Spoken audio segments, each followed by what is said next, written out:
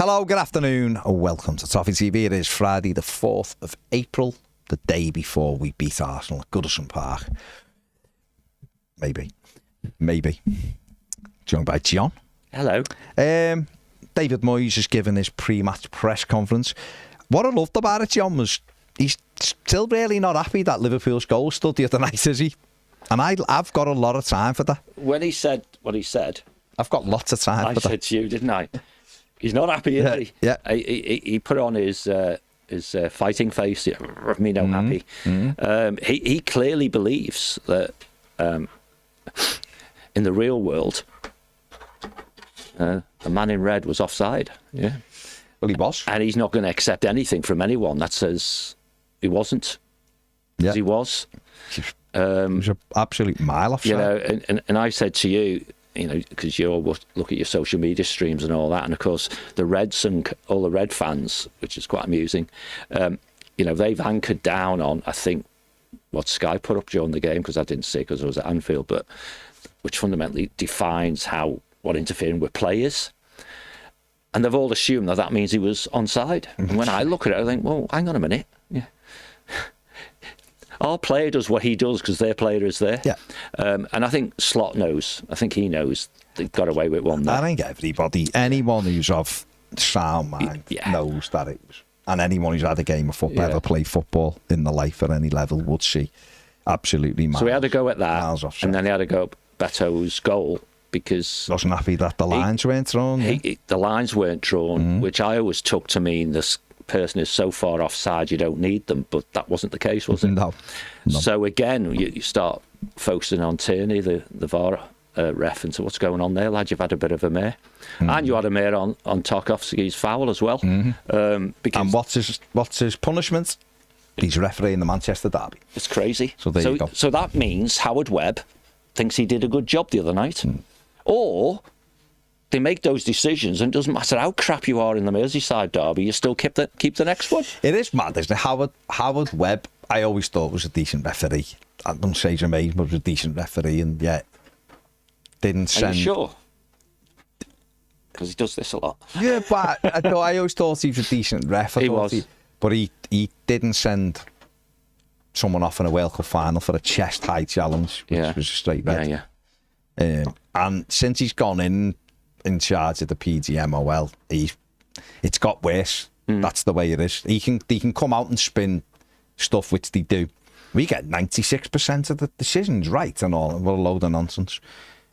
Sometimes they're not helped by the rules. The rules, they can have... I mean, Mark Clattenburg, again, isn't a big... You know, Evertonians aren't a big fan of Mark Clattenburg. I told him, you know, I was unhappy with him 18 years ago. I told him that the other week. On the overlap, yeah. Yeah, but... He was, he's come out and said they'll hide behind the wording, the PGMOL, of the Diaz goal. He said it's offside. Really? Yeah. Oh, I've not seen what he... Yeah, it's offside. Shouldn't have stood.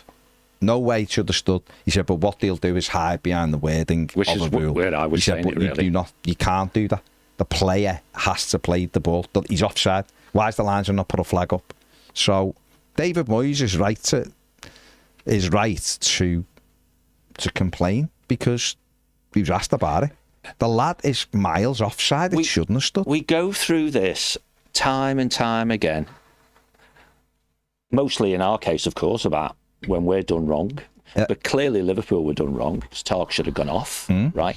And how and why a VAR not saying, you might want to come and look at this, Mr. Referee, right? And we all know, had that gone to VAR, he would have been sent off. Sorry, if the referee had been sent to the screen, he would have been sent off. But, and the big but is, we keep talking about this and nothing changes. No. So until we have transparency, I mean, you just said the liner. We were chatting earlier on, weren't we? Which is, we know they're told to let the play go on, right? So the linesman's looking if he's in the right position. He can see Diaz is offside. Yep. In the old days, this flag would have gone up straight away. The ball ends up with Jota. Jota scores, and that would have been it, right? Wouldn't have been given. Now, of course, they have a man in a porter cabin somewhere, probably nice officers actually, but you know what I mean, who can have a look at it. So they don't put the flag up. But this official, Mr. Tierney, has allegedly looked at it and concluded that Diaz was not interfering with Tarkowski. When, anyone can see he was. He must have been. Absolutely must have been. And yet Howard Webb clearly spends more time ringing up his mate Arnie Slot and saying, yeah, sorry about that, mate. Tarkowski should have got sent off. And then in a couple of weeks... And he should have done. I agree that bit, but I thought when they had dodgy VAR decisions, they have a little committee meeting and they conclude what the right answer was, and then they talk about it and say, our little committee has concluded that was wrong. But on the night of the game, Howard Webb's decided it was wrong by the sounds of it, hasn't he? The sending off bit, I mean. But he hasn't said anything about the other things which are game impacting as well. So it's all a bit naff, and maybe it's just that the politics of what goes on behind the scenes is why Howard Webb looks crap or no better than whoever's been in that job before. Because all these referees seem far more sensible when they're not referees no more, don't they? Yeah. When they're not influenced by their employer, maybe. Because Clattenburg's spoken to you a couple of times, the overlap and stuff, and you said, well, I don't like him, but, No, he's and it's like Keith Hackett as well. Nice fella. I bet you'd ever go to Keith Hackett's Twitter and see what he thinks. So how can you have all these refs who are not employed by the Premier League, ultimately, saying it's offside, and the ones who actually are employed by the Premier League saying, no, it's not. And those words that Sky put up. And the other thing as well, and me and Ped have done this yesterday, I think. I've done it to death, mate. Yeah. It's the rules, though, as well. The rules are nonsense. So sometimes the rules are in place there, and the referees they've either got something to hide behind, or they don't know what to do because the rule says that, where it's not common sense at all. And you'll see this with a few things. See with handball. I hate interpretation. I don't know how you can have interpretation in a rule. I honestly don't, because therefore I can interpret it one way and you can the other. Well, that's not a rule. We both go in to a shop and steal something. There's no interpretation, is there? Now, someone could say, well, John really needed that food, otherwise he was going to... We've still stolen it. So you get done for it. In the football, there's did he intend... How can you have intentionally handball it? Yeah. And then say, well, no, he didn't intend to, just hit him. How do you know? His arm was in a natural position. Nonsense. What's a natural position, Baz? On your end, on the hand on the end of your arm. So if I have my arm here and the ball's coming over and you're behind me and I go, that's in a natural position. It's not handball, is it? Yeah, it is nonsense. Elite sports people with billions of pounds at risk will find a way. They will find a way to exploit the rules one way or another. And if you leave it subjective, which frankly some of it needs to be subjective because it can't be objective, but who was it was on TV? Oh, it was Buddy David, wasn't it? In his press conference. I thought offside was the one they always got right, but I'm less convinced now. Because Howard Webb, on his little love-in that he has with Michael Owen, would say, that's a fact-based decision. But it's not, is it? Clearly. It's still subjective because you've got all those bloody bullets that decide what they have to do. So I get it that the lino didn't put his flag up, but as soon as the goal went in, if he thought it was offside, the flag should have gone up. And it didn't go up, did it? Therefore, the linesman didn't think it was offside. How can that be? How can he see a red shirt and not put his flag up? Because someone's told him in his ear, that's all right. So we don't know anymore, do we? I just think it's all a bit mad, isn't it? But anyway, it's history. Back on. They were better than us. They deserve to win. There's no... Yeah. This is what it is, isn't it? Hopefully we'll be, we'll in the future get better and therefore put them under pressure and beat them. I thought we deserved to win at Goodison and we just didn't get over the line. We got a late goal, but we didn't get over the line. That's true. They, they deserve to win the other night. That's the way it is. It is, yeah. We're hopefully on the start of building a new sort of journey, aren't we? And well, I hope, to getting better and better and making the games. I just hope behind the scenes the football club are formally and very objectively backing the manager with correspondence with RPG model that can't be wriggled out of. You know, a very direct questioning, right? We want to hear the audio. We want to understand. We want to know what the linesman didn't stick his flag up. We're just trying to help you be better at what you do. It doesn't have to be a horrible way of doing it. It's smart if you like, but it's very pointed. And then reference other incidents in the same game where the execution was slightly different. You know, oh, offside, you know, sort of thing, almost straight away, you know. So, but it's history now. Let's just beat Arsenal tomorrow. Well, that's it. On to tomorrow. I mean, what are your thoughts? They've obviously got a huge game on Tuesday, haven't they, against Real Madrid? The league's gone for them. Totally. Has been gone for a while, but Coffin's had nails put in it now. No, but that's what I mean. And therefore, if you're looking at it sort of realistically, from an Arsenal perspective, the Real Madrid game's got to be the priority. It should be the priority. Whether that matters tomorrow doesn't really matter, does it? You know what I mean? Doesn't really matter. But we've got to go out and do our bit. But there's an opportunity. You know, there's a real opportunity for Everton to sort of get back to winning ways. It'd be tough. They're a really good side, the second in the league, but I think there's a good opportunity for us. Well, sorry, but, you know, a while ago, like measured in days, you said we'll lose to Liverpool, but we'll batter Arsenal. Yeah. I'll beat Arsenal. Batter's probably a bit off the record. It was we'll batter the buggers. I want a whinging Arteta being interviewed post game, and I think if I'm the manager, I send my team out with, don't you dare even give any doubt about who wants this more.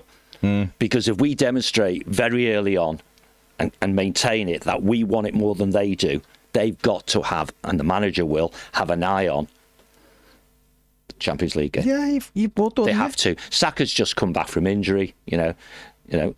Usually our wonderful left back deals with these guys. Having had Salah in his pocket, he can now have a go at Saka. But just make it hard and difficult, not the way Tark does within the rules, but make it clear early on to their players we want it more than you do. And I think in a fair battle, you know, notwithstanding they have better players, and if they play the best they can and we do the same, then it's going to be hard for us. So we don't want them to play the best they can, and we have it within our armoury, don't we, to do just that, about commitment and all that sort of stuff, which Moyes' teams are known for. So I'll be disappointed if we don't win. That's it. Got to go out and perform. I really will be disappointed if we don't win. Another draw wouldn't surprise me. But and clearly Moyes has almost implied in his press conference we're picking up points, and that's his big picture view. But I bet he'd be disappointed if we don't win as well. Yeah, I want Beto to score. He's got to, really, hasn't he? Yeah. He's got to. I think that the thing, you know, 5 games without a win now, isn't it? 4 and that's how it starts looking then if you're not careful. You've got to, you know, you win tomorrow and then it's one defeat and 10, 11, it whatever goes back to that again, that's the difficulty when you start winning games. But we've just got to go out, battle, scrap, see what happens, and we're capable of beating them. They're obviously no Gabriel. He's huge for them. He is. He's out for the season. It looks like, doesn't he? Yeah. Timber, the right back, went off the other night doubtful, as well. Isn't he? Yeah. So there's a bit of a doubt. He's a talent, isn't he? So they're a good side, aren't they? But you know, they've got a makeshift striker. I know Marino's done all right. He scored some goals, but he's a makeshift striker for them. He's a midfield player, really. So good opportunity, I think, for Everton. As good as they are, to get out, get stuck in, and see what we can get from any pragmatic manager. And you're not going to say this to your own fans, but even the Arsenal fans will know tomorrow is not their priority. They want to get out of the game, hopefully with points, but no injuries. It's an early kick-off, so they get that little bit longer to get ready. Not much, but it is a little bit longer. And the last thing they want is a battle, you know, and it's all a bit hard and difficult for them. So they may start really brightly and try and make the game easy for themselves, and we just need to do the opposite. So be really robust, and we start fast and hard. Let's see. So team selection will be interesting. Massively. I don't think you want guys who don't keep hold of the ball. So I think Decore and Harrison are challengers there. You know? So it's how bold the manager wants to be, I suppose, of making it something that we can go after. I was going to say, is it a opportunity for David Moyes to mix it up a little bit tomorrow? So, yeah. You know, players are coming back now, aren't He said today McNeil's trained for 4 days. He may well be on the bench, Dwight McNeil, well, that's tomorrow. The chat we had earlier in the week, wasn't it? That Ndiaye be on the bench will get some minutes. He did. And then the next one, you start thinking, could Ndiaye start? And then McNeil's on the bench. So that's the question, and to you, would you start Ndiaye tomorrow? Yeah. You would? Yeah. I know he was a bit rusty the other night, but he was. That's football, isn't it? You're out, you're injured. You know, you've got to get back into it. I think he had like probably half an hour given the maybe had half an hour from when he come on. So what would you do with him? Would you throw him in back on that left hand side? I'd start him, wouldn't you? I think so, to be honest. He came on after 69 minutes, so with a bit of added time, he got a good 25 minutes on the field, didn't he? I think I'd probably get him on, and then see if he can do 65 minutes or so. Unless he's obviously doing really good, sure. Then obviously you leave him, then don't you? If he's playing well and he's affecting the game, then there's no reason to take him off. But they're obviously going to look after him. You don't want to go, well, just get him straight back in the side and run him into the ground. But I think there's an opportunity to mix it up a little bit. And obviously Brozier's available. Chimitti's a lot fitter. The manager said both of them are pushing for a start. Would you start Beto?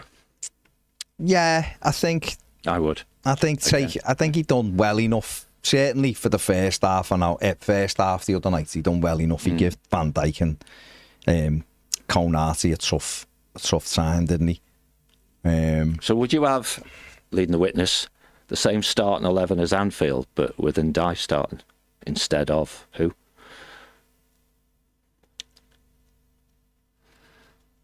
I think I'd have, because there's no Lindstrom. See, the problem you've got is, I hate Jack Harrison playing on the right. It just winds me up because he's just better on the left. So if you take Jack out, then he plays on the right. You go ultra attacking and have Breuer on the right and Jai on the left and Beto through the middle. It's Arsenal, though. You've got to give them respect at a good side. So then, doesn't Jai play on the right then? And you leave you put Harrison on the left to get the best out of him. And he wouldn't, would he? It'd be Harrison on the right and then Jai on the left. Do too many changes then, aren't you? And you start looking and going. I think it distills down to, if you make that decision you're going to start Ndiaye, it comes down to who do you not start? You're focusing on Harrison. I think the focus should be on Decore. No, well, Decore, you take Decore out and have Alcaraz behind Beto because you want someone to hold exactly the ball right. a little bit. That's what I'd do. You keep Harrison for his work, horse ethic, and leave him on the wrong side, and that becomes a first change, doesn't it? Yeah, maybe, yeah. It is a tough one because I hope when we play sort of Ipswich and Southampton, he's really bold and as a proper front three. Yeah, he's got to play that front. You know what I mean? And go at them. And, can we do a 4-3-3? And see what we can do, but we'll see. I think we just played so many games and then obviously we needed that break, didn't we? We've come back from the break. Obviously, Wolves and West Ham wasn't great and then we had another break and then a long break and we've come back to a really tough game and we've done all right, but it is a case of what do we do on the right? Is there an argument for playing Patterson in front of O'Brien? But then that's putting him in a midfield role. I wouldn't mind him coming on to say the last 25 on that right hand side, starting him. You're getting a good bit of defensive work out of him, obviously. Can cross the ball, but I just can't see the manager doing that. No. So I think Harrison will. That's why I start with the starting 11 from the other night and 1 or 2 changes. Yeah.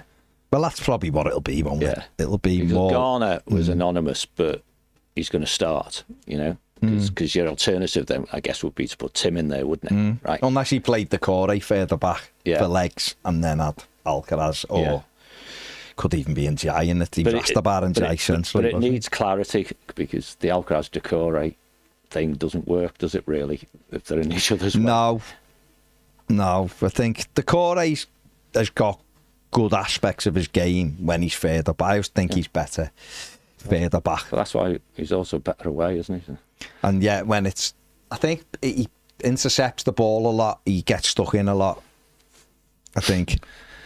So that means his attributes are better for the deeper. Yeah. That's where Carlo used them, didn't he? He has had a good spell off the striker a couple of years ago, though, now. Last year it got less and less effective. This year it's got less and less effective, hasn't it? He'll weigh in with the odd goal. But I think against Arsenal, you're either going for...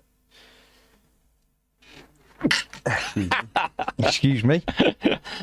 You're either going for ball retention. Who's great at keeping the ball in our midfield? No one really. So therefore, do you want the neat and tidiness of James Garner? Or do you want someone who's going to be busy and break stuff up in midfield? Because obviously they have. Well, I looked at the...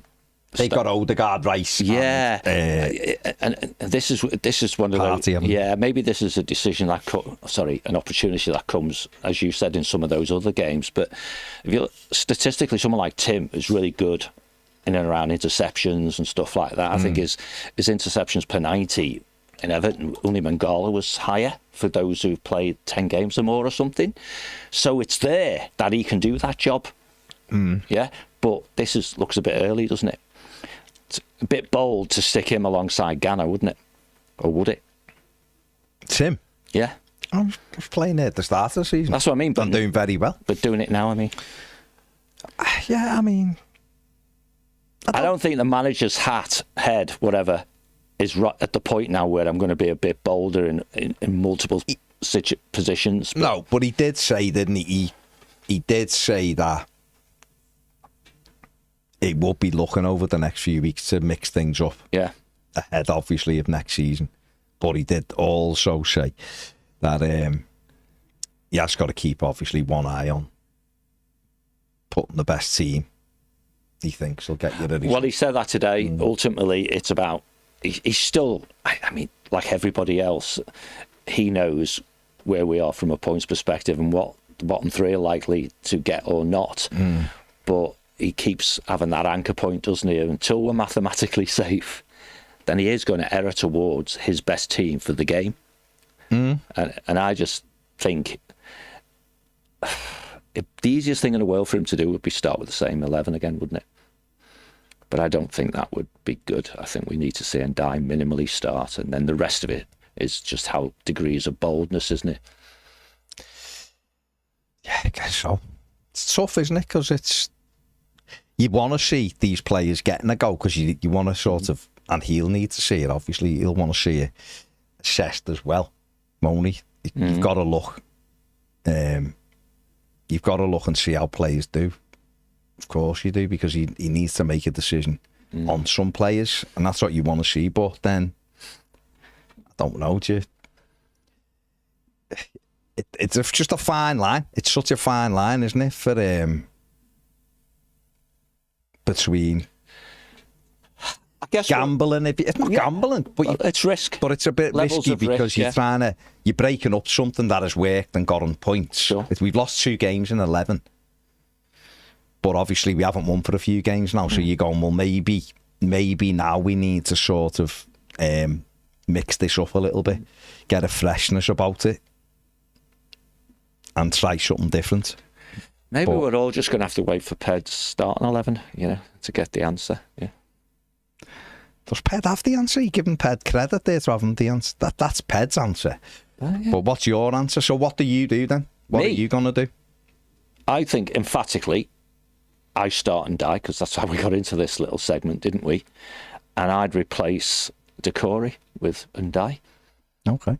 That's one change. If you say 2 changes, I might be bold and stick Brozier on as well. And if that was the case, if I've been, again, back to that boldness thing, I'd be thinking to myself, how much can I afford to take the workhorse Harrison out and stick an offensive person in? Yeah. So I think if I was the guy actually having to make the decisions and stand and fall by it, I'd make the one change. I'd start and die, and the guy I'd victimise, if you like, would be Decore. Yeah. Fair enough. Fair enough. Have you got a view? I'm traumatized in Jai, I think. I know what you said the other week, which is don't bring him back too fast. But he did play. He did come on the other night for half an hour. Well, we don't know what reaction he's had. The manager will know. I don't know, but he was asked about him, and the manager he didn't sort of indicate any caution, did he? He was like, yeah, he was back, and then Dwight will have to see if we can get him. He moved straight on to Dwight then, didn't he? Yeah. I think you have to think, well, he's okay. Judging by what the manager said. So I think I'd play you can tell you're torn. Yeah. It's the problem is the right hand side. It's not playing in Jai. It's who plays on the right. Yeah. I've got a real issue with Jack Harrison on the right. You and me both. Because I just think, I look at it and think, he's a turnover king for the wrong thing. Yeah, but there is that. But I just look and think, we're not doing him any favours either, are we? We're playing the lad out of position, and then we're having a go with him because he can't deliver. And things are breaking down with him. If he just went all the time on the right hand side and crossed it with his right foot, I'd be happy with that. But he checks back all the time and then momentum goes. So it's not whether or not Njai should play. It's Harrison on the right. Would I play Njai on the right? You can, and he'd probably be better. Sounds to me you're more struggling leaving Harrison out than bringing in Dyer. Well, no, because who plays on the right? I'm not. Njai comes in and Harrison comes out. Fine. Sure. But who plays on the right? James Garner. That's why we put him in the past. No, I know, but he's more of a midfield player, isn't he? Rather than a wide player. Patterson, then you're playing a defender in midfield. Could work, I don't know. Brozier, I would go with, because that'd be ultra attacking. It'd give Arsenal something. I think it'd surprise Arteta. Is he going to work back and defend? Not really. So the unit has to cover for that? So the unit would have to almost be. And that's when you go, well, it's either James Garner coming across and doing that. I mean, clearly he will come and track back, but you don't want him defending in our corner flag, do you? No. It's a tough one. I imagine Njai will play. Harrison will be on the right. He'll make a flip of a coin call over Alcaraz or Decore. Yeah. And Beto will be up front. And that'll be it. Yeah. Everyone else will be the same. And that's why I went early with the Decore shout, because I think it's easier for the manager to take Alcaraz out. Yeah. Particularly if it makes any difference to whether we have to buy him or not. Yeah. But I think we need to get him in a game where he gets on the ball more. And I'd like to see Alcaraz and Ndiaye in the same team. It's interesting, isn't it? It's interesting. The audience saying anything? A lot of people wanting Njai to start. Yeah, I think that would be quite common. A few people saying take out Decore. Yeah. Seen that. A few people will smash them tomorrow. Daniel Barton says Garner can play on the right, can't he? I mean, James Garner he's done a little spell out there, but he just doesn't get forward enough, does he? No. For me. Do we really want him going out there? No. Not by choice. No, I think away from home, I sort of understand that if you want to be a little bit more defensive and protect a little bit more. But I don't know. It is a tough one. It's a pity Lindstrom's injured, isn't it? Well, he would have been the easier pick, wouldn't he? I don't know. Who knows? Those guys who are trying to play to be here next season. Yeah. There's a limited number of games, isn't there, for them to prove themselves. Yeah. You know, so we've almost got to the same page here with Ndiaye to start and really quite bold would be Brozier starting as well. But that's a real attacking lineup, isn't it? Yeah. But you're playing Arsenal, so you do have to have that. You have to have that in your mind as well. You can't. They're playing us though. Yeah. No, I know. I'm just saying. I'm ready to see us really going at teams. But I'm just saying, you also do have to have that little respect for going. Arsenal will cause you problems. Will keep the ball a lot. So you've got to have energy to make sure you're behind the ball. And that's probably why Harrison will play. My expectation is he will.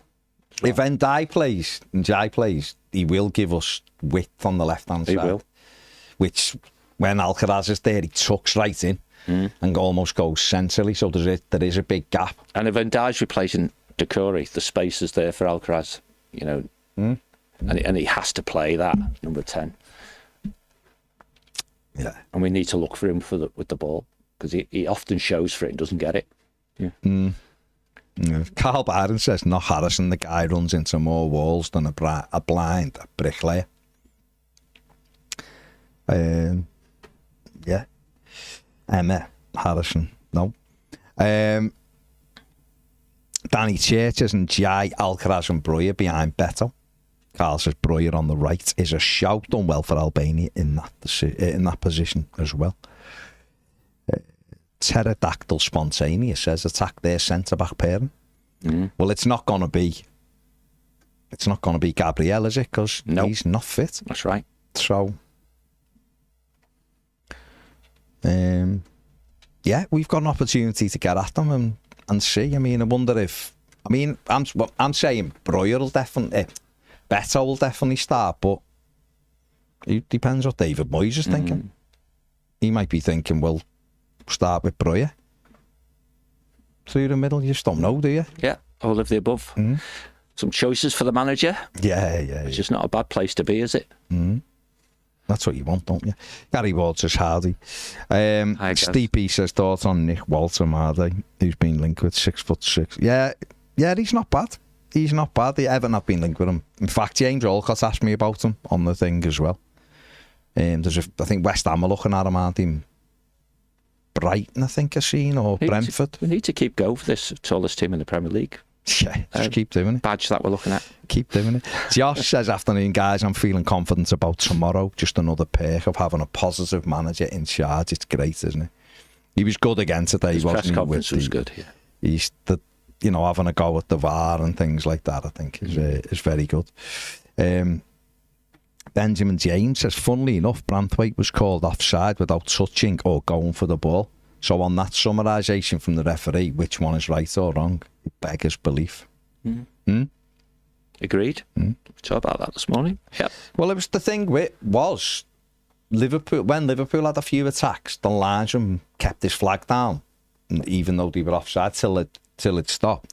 But a few times he put it up when the ball was still in play at the other end, when Everton were attacking, because the one on Brozier at the end should have been onside. Hit the Liverpool defender on the way through, and Van Dijk was playing him onside in the middle. And the linesman put his flag up, therefore it stops. He could have scored. You look back and go, he was onside there because he was on. Well, you don't get that chance because he put his flag up, but they're not supposed to do. So, Mark Mack says, do you think VAR is making linesmen lazy because they can hide behind VAR? In some respects, yeah. I mean, what you've just said, in a way. But we understand that they're told not to put their flag up until the phase is complete, which is why we get the silliness of the game goes on, and players are competing, and then as soon as it breaks down, the flag goes up. But unfortunately, Joe Bloggs is on the ground with a broken leg, all that sort of rubbish. But I do think that the role of what used to be called linesperson, or linesman before that, has just got devalued. Assistant ref, but they don't really do anything. Referees give throw-ins, everything. It's mad. I go back to the Diaz one. So if the assistant ref's doing his job, he sees that he's offside, he waits for the conclusion, which is a goal, and then puts his flag up. And I think your argument this morning when we were chatting offline was, in that situation, VAR don't say, sorry, you've got to give a goal here. So we're in that hinterland of, if you don't put your flag up, it's a goal. If you put your flag up, it's not a goal. And VAR shouldn't really be getting involved unless it's a clear and obvious error. And of course, then they, to use your Clattenburg quote, they hide behind some words to justify it. Yeah. But what we saw the other night was inconsistencies inside the game, never with different games or even different halves. In the same half, and you know, you've seen it on TV, you're saying frequently the flag's not going up when they're attacking, it is going up when we are. What's that all about? It's mad. It's mad. Ian says, afternoon, Baz and John, if Seamus decides to retire or he's not offered another contract, would you offer Branthwaite the club captaincy if he signs an extension, or would you give it to Tarky? No, I wouldn't be offering Branthwaite the captaincy to stay. Tark will get it, won't he? Well, he is the captain. Because he's the captain now. He's the captain, yeah. Kev says, good morning from sunny Odessa, Canada. Baz, I saw you on another channel. Who's the 6'6" striker? Walter, mate. Nick Walter, mate. Go and have a look at him. Go and have a look. Tom says, I know he's not been great for Spurs, but I'd honestly go for Brennan Johnson this summer. Fills the right wing position, still young, fast and direct, the type of player Moyes can revitalise. It's whether or not Spurs want to sell him, isn't it? I mean, how much they paid, 50-odd million for him. Are they going to want more than that? Difficult club to negotiate with Tottenham. Derek says, afternoon, nice to see the shirts lined up front facing. When you put them up, the numbers showing. I used them for my lottery and won. All. So good decision. Fair enough, Derek.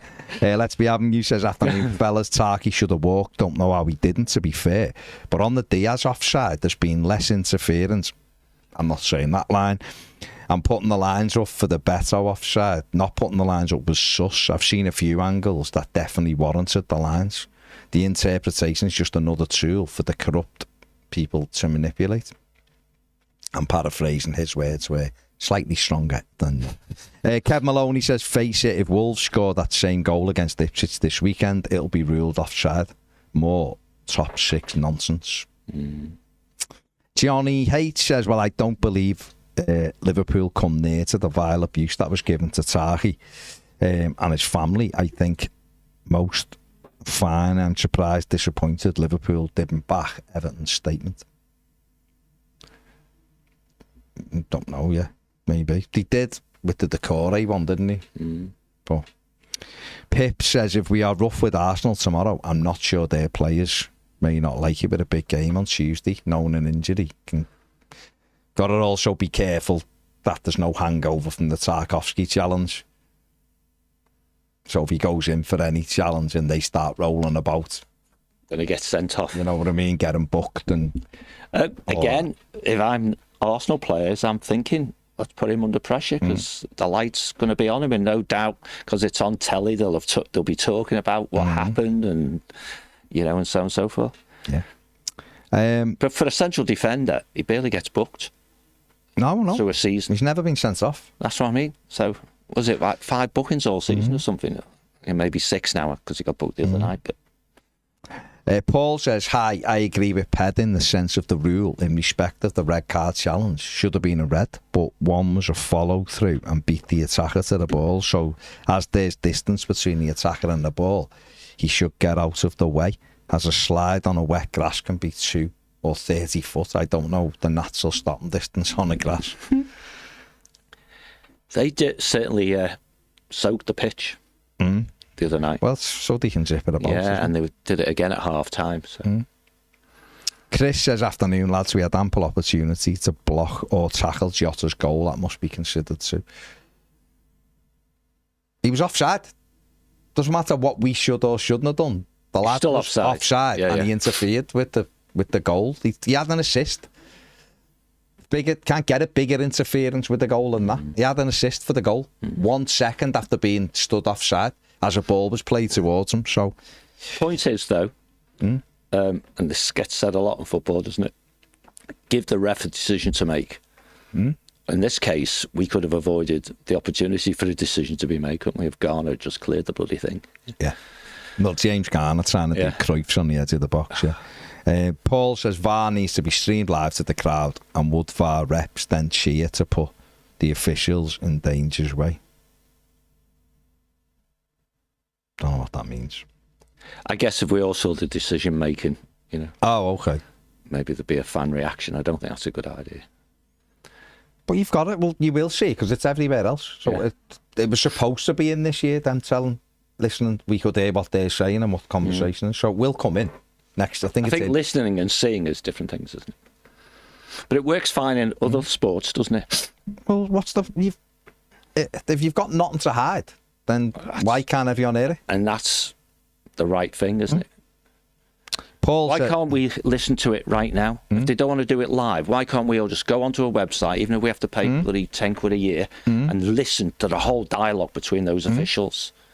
What's wrong with us hearing the dialogue 2 days after the game, other than we'd all know what they were really saying to each other? And then Michael Owen, the patsy, will turn up in a couple of weeks with Howard Webb. He'll wave his hands around a bit and try and convince people who don't believe that, say, the offside was right for this reason. Well, but it's wrong for these other reasons, you know. History. It's done, isn't it? Yeah. Paul says, I feel Moyes has unfinished business in respect of Everton. Yeah. Totally. Mark Win says, something. I hope Breuer starts on the right, Tim in for Garner, Decore dropped, and playing Jai and Alcaraz. Bold. I like that. Paul says, if we adopt video ref as in rugby, where the officials ask the video ref to check what he wants, absolutely not what they want. And John, if the ref asks too many VAR references, he is therefore not fit for the job. Or is he therefore not fit for the job if he asks far too many times? I think they talk all the time because they can't see things, so I don't think you can naturally say, if you're asking guys with multiple cameras to look at stuff for you, that you're not fit for the job. But the bit before that, you use rugby league as an example. The referee the other night would have said, I'm giving a goal here. Was the guy in the red shirt offside? Yeah. That's it. And I'm not interested in your interpretation, you know. I want to know, was he in an... In fact, the question the ref could ask would be, was he in an offside position just prior to the goal? And VAR would come back and say, yes, well, I'm not giving it then. But they don't. You talked about it, about the Beto goal the other week, right, where they spend 3 days trying to find a reason not to give it. And yet this time, they make decisions in split seconds. You can't have it both ways. So, and I think we just need to make it very clear that what Howard Webb and his mates and his predecessors have always said, the final decision is always made by the referee. Well, yeah, but we all know what happens when they go to the monitor. They ratify the decision made by VAR. They don't make their own decision. Yeah. You're deluded if you think the referee, 1 in 100 gets, no, I'm sticking with what I said. It's just not true, is it? So it's mad. But it is what it is, isn't it? And yet Europe doesn't have these issues, does it? Other leagues don't have the view of VAR that we have, do they? Go on, Baz, tell everyone about what automated, because it's in next week, what automated offside would have done with that Diaz goal. It would have been no goal, wouldn't it? It'd have been off, wouldn't it? Yeah. Because the ball would have been played. Yeah. So that would have just said offside. Yeah. And then they wouldn't have disputed it. Well, if that says offside, it's a difficult thingy, isn't it? To overrule it. It's difficult to be able to go,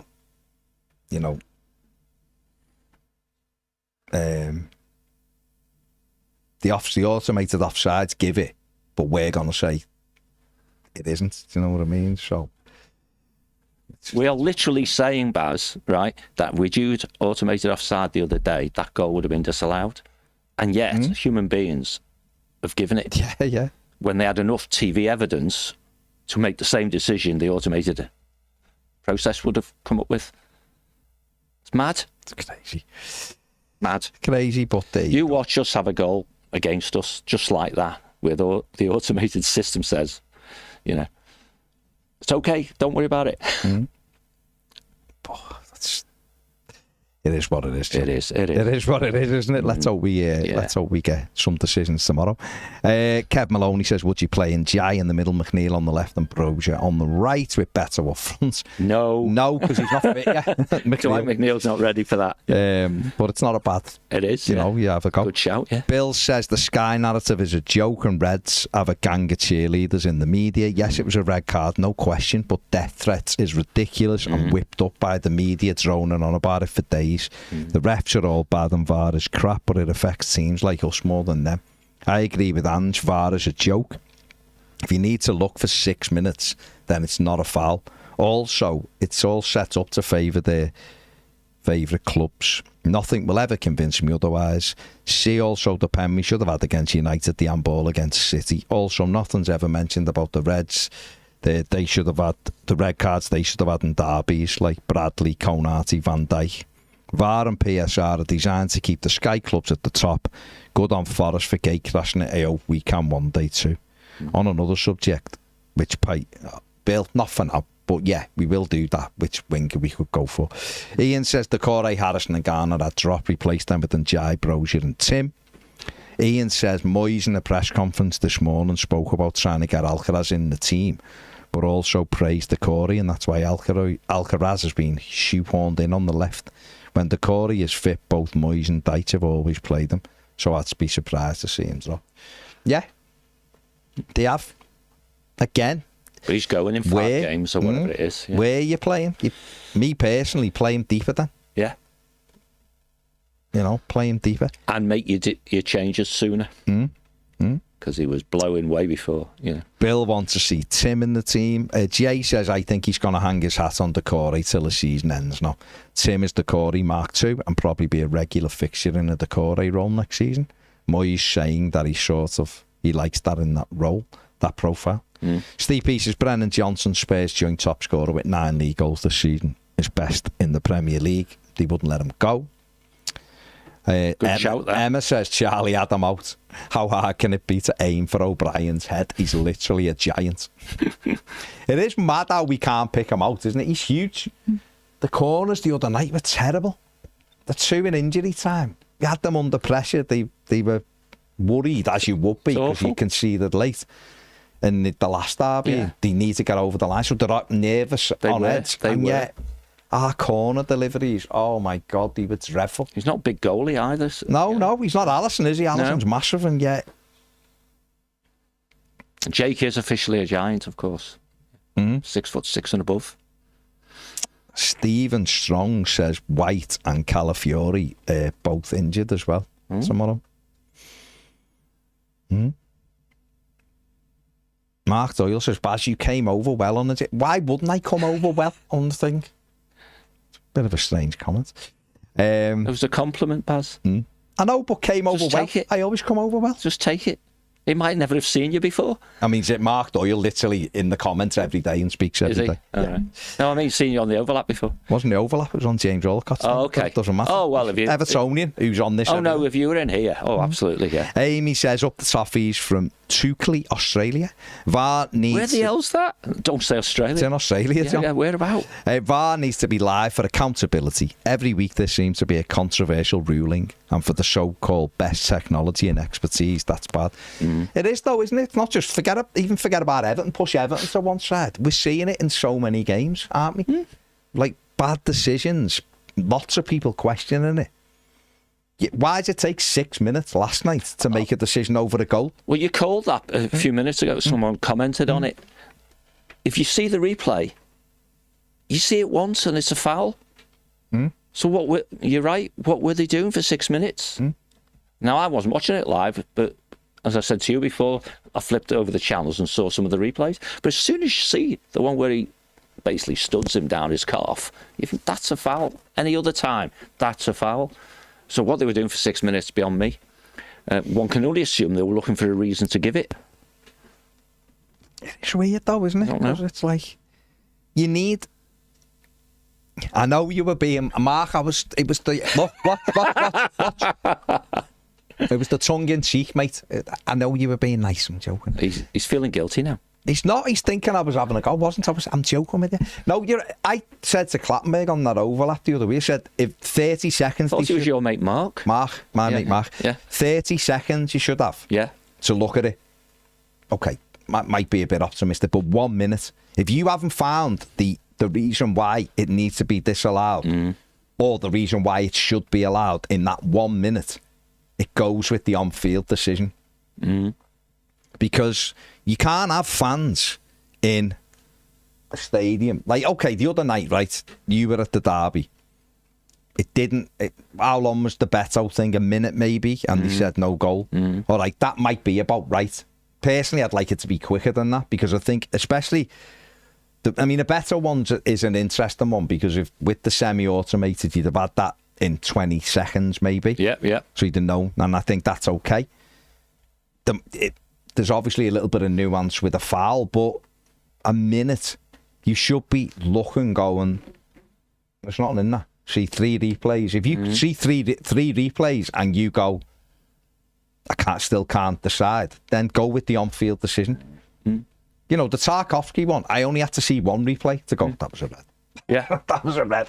And he still didn't give it. And I'm an Evertonian, that's our captain.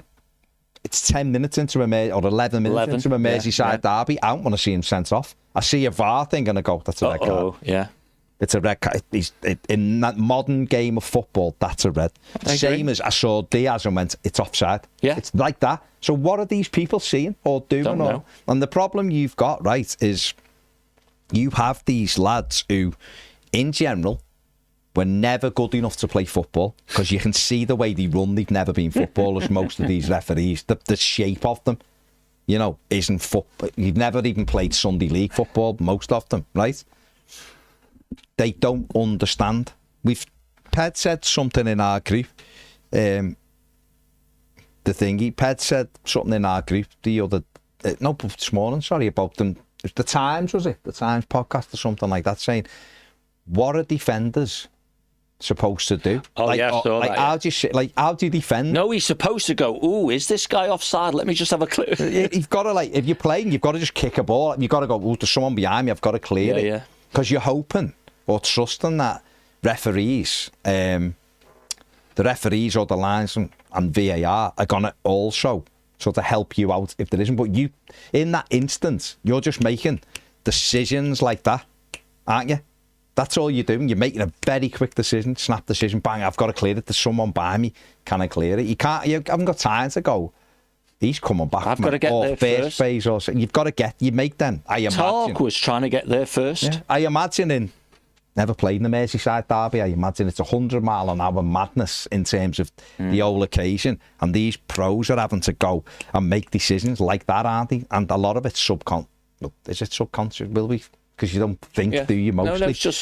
So you have to just go, boom, and clearing it like that. So I don't know how he was supposed to go.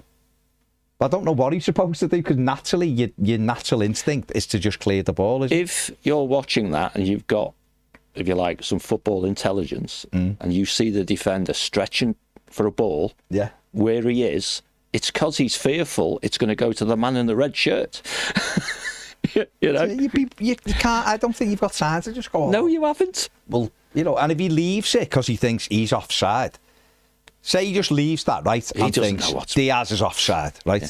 So I'm going to leave. I'm not going to clear it. I'm going to leave it because the flag will go way over there. But Mikhalenko's keeping him on, or I don't know. Maybe Jared Brantwaite's behind him and he hasn't noticed Jared, and he thinks he's in line with me. I'll just let this run through and we get them offside. I mean, that was the old Arsenal, wasn't it? That was the old Arsenal. Of like the arm up, wasn't it? Being that sort of thingy. I don't think you can do that. I think you have to. I think kids would do it like on a Sunday, wouldn't he, lads who aren't sort of Premier League defenders? Are just. Which do you think is worse then? Saturday tomorrow, not Sunday. Which do you think is worse? Whether it's on that bloody mic'd up thing or not. PG Mol or Howard Webber, whoever it is, insisting that was onside, or saying, sorry lads, we got that wrong. Which is worse after the event? Saying the reg was worse? Oh, no, the goal. If they'd have come out and said we got it wrong, I'd go, okay, all right. I wouldn't be happy. Of course, I'd still be saying. Because I think I'm with you. I think it's worse if they insist that's the right interpretation of the rules, because it clearly isn't. I can only go by, like, obviously Clattenburg's come out and said if they will hide behind that wording, that's an indictment, isn't it, of a referee, a former referee going, it was offside. And that's why I ask you. But if they said we made a mistake, you'd go, so why? You'd be gutted, obviously you'd be gutted, because it's done, isn't it? You can't change it. It's not going to go, we made a mistake, we're going to have to replay it, or it's 0-0. You just go. I know it's rhetorical, but is that their inability to admit they made a mistake? Is that so Howard can say, we get 97.3% correct? and this counts as a correct one. Just go and look obvious up in Google, people. You're doing your 30-second thing about making the decision. It's supposed to be, they've still got this anchor point of clear and obvious. I only looked the word obvious up. You know what it says? Go on. Easily perceived or understood, clear, self-evident or apparent. So if you can satisfy that, then, and clearly, no pun intended and all that jazz, you see the replay of Tarkowski once and you see a clear and obvious error by the referee, don't you? Yeah. I mean, Slot come out, didn't he, and said it's good they've come out and said they were wrong about, obviously, the Tarkowski thing. And I think he said, I've seen a few, I haven't actually seen a quote, but I'm sure he said something around the goal as well, I can understand. Well, what he said, I saw it, he basically said, I don't agree with the rule, but that's the rule. Okay. So he's sort of saying it's not the right decision, but the rule. But I don't think the rule stops that being made offside, which is what the media seem to. And Sky put a thing up, didn't they, on their screen? I think because I've seen loads of after the game, wasn't in the game. Oh, okay. And because the absolute circumstance isn't listed, everyone goes off on, it's the rules. He was definitely on the side. No, he wasn't. We've done this. We've done it. He was interfering with play. No, but we're talking overall, even we're talking about the Spurs thing, aren't we, last night? Well, that was mad. 6 minutes. Fortunately, I didn't watch the 6 minutes. I just saw it once and going, that's a foul. That's going to get chalked off. But they're just trying to, they're trying to make it all perversely, trying to make it truly objective. Yeah. But if they list 5 things on the screen, after the game, in the punditry bit, and then next season there'll be 6, won't there? Because they'll go, the Diaz thing wasn't on our list. We'll put that in now. Yeah. It is what it is, though, isn't it? We all want the same thing, don't we? We all want to see consistency right the way across it. We want it as fans in the stadium. You want the decisions made quickly. Those Spurs fans last night who thought they'd equalise. Yeah. Have 6 minutes to wait to see that they haven't. That's killed the game, hasn't it? The emotion of the game is the shot. So how many Blues have you seen saying Tark should get sent off? I've seen people. All the people I talk to. I haven't gone on social media. No, but all the people. I mean, generally, your WhatsApp, whatever. Mates and WhatsApp. All mine all say, yeah. How many Reds have you seen saying that goal should have been disallowed? So you're going to have the tribalism, right? Yeah. And so until fans can look at stuff objectively after the event, when it doesn't matter, you said the Red men here said, that shouldn't have been given, that goal. Yeah, they did. So they're genuine, aren't they? They're going, we got one there. No doubt it'll go against them another day, or maybe it won't. But the ones who are arguing over and over and over and over again that's the rules, that's an okay. No, it wasn't an okay goal. And at some stage down the line, you'll get a payback on that. Not because it balances out, because it never does, but the inconsistency in decision making amongst officials will ultimately catch all of them out, won't it? So. Who knows? I think we all want the same thing, don't we? At the end of the day, that's what we're all looking for, aren't we? Mm-hmm. Is that, and that's for everyone, isn't it? That's for everyone. Yeah. Every fan of every club would want the. But we are going to get into, to go back to one of the earlier questions or comments from somebody, that we're going to have a generation of referees who've only ever had VAR there as a safety net. Well, we will now, because it's not going anywhere, is That's it? Right. That's what I mean. It's established. It's here forever, isn't it? And so if you are making decisions knowing that it doesn't matter, really, because VAR will fix it for you, but VAR isn't, maybe the focus for Howard Webb and his mates is making the objectivity and the speed of decision-making from the non-on-field referees, if you want to call it that, as quick and as transparent and as objective as possible. I mean, I'm stunned that with half a dozen games left in the competition, we're going to put in automated offside. I think the thing with it's great, it's ready, but I haven't seen the Spurs goal last night. But Willow says I actually don't think Spurs goal should have been disallowed. hit his arm on the way down. I don't even know what it got disallowed for, by the way. For a foul. Okay, he says it hit his arm on the way down. As Sarr went to nip the ball, Casado stepped across him to block the ball. There's going to be contact. So what was it? The guy who scored contacted the defender with his studs halfway up his calf. Okay. Well, fair. I haven't seen it. You see, I just knew that. I'd seen the thing, and obviously, Anne just. Well, sorry, I should say that's my interpretation of what I saw. Sort of said about it took the VAR mistake. He was saying about Tarkovsky, I think, saying how he missed that was a red. I think he was just basically saying what's happening with VAR because.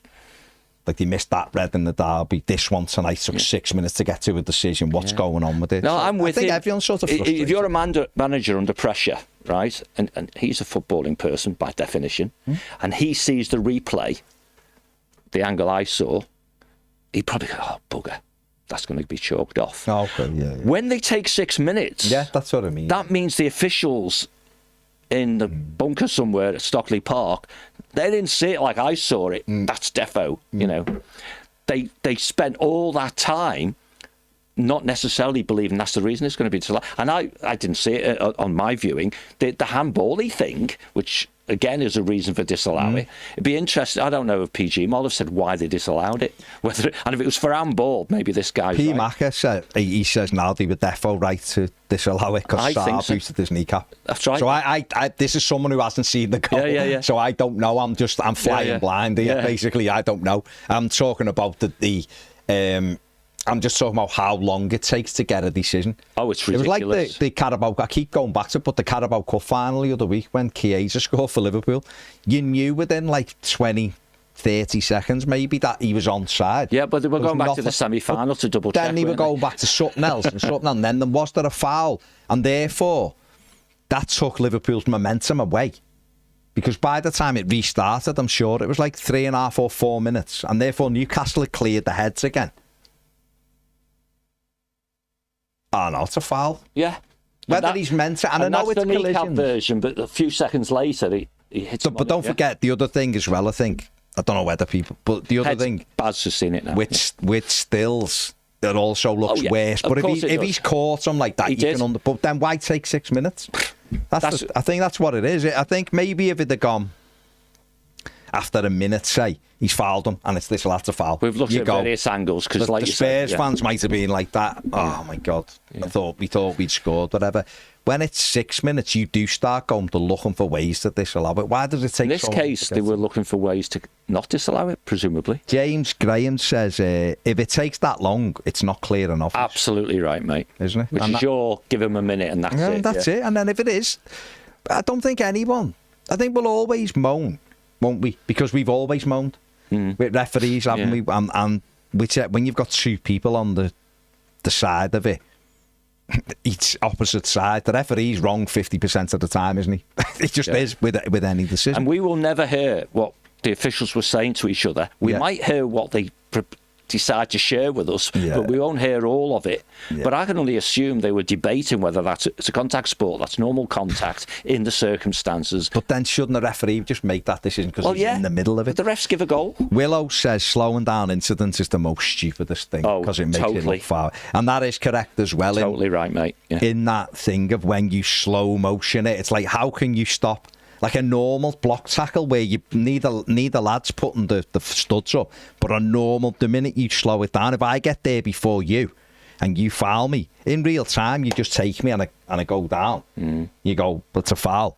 You slow it down, it looks like you've intended to like really follow, and it's like, well, that's like a normal tackle, do you know what I mean? But you slow it to the nth degree, you go, oh, he's done him there, but actually, even like just playing Sunday League, Saturday League, whatever, imagine slowing some of the challenges down that you played with on a footy pitch. It would look totally different, wouldn't it? Even in like kids footy, when you see them going for a tackle, it's just a tackle, and if someone makes a tackle and the ball goes out and the both kids jump up and you go and take a throw in, no one even thinks anything of it. But imagine if you like slowed it down, you might go, oh, he's tried to do him there. Oh, you know what I mean? It's like any block tackle, someone gets there first. Exactly. So it's like, you know, you'd look and think, that's a bit naughty. You know what I mean? And we're seeing that all the time, don't we? We're seeing it all the time, and it isn't. It's, I guess, the only difference with the Tarkowski one is how high he does catch him on the leg. It's not good. Carl says cracking goal though, for Spurs. It was. Keeper was poor, but yeah. Because didn't Casado have a goal disallowed as well? I don't know. Make it 2-0. I'm sure he had a goal disallowed. I mean, I don't know whether that was right or wrong. I just seen it. Because Zach said it's 2-0 and then I don't know, it's been disallowed by VAR, so I don't know what that is. Yeah. John Henry, Diaz was offside. He did interfere though, didn't he? He interfered because Tarkowski has to play the ball because he's there. If he's not there, Tarkowski lets that run through. 1 second after being offside, he gets an assist for the goal. He's interfering. In any universe, it's offside. That's just the way it is. Alan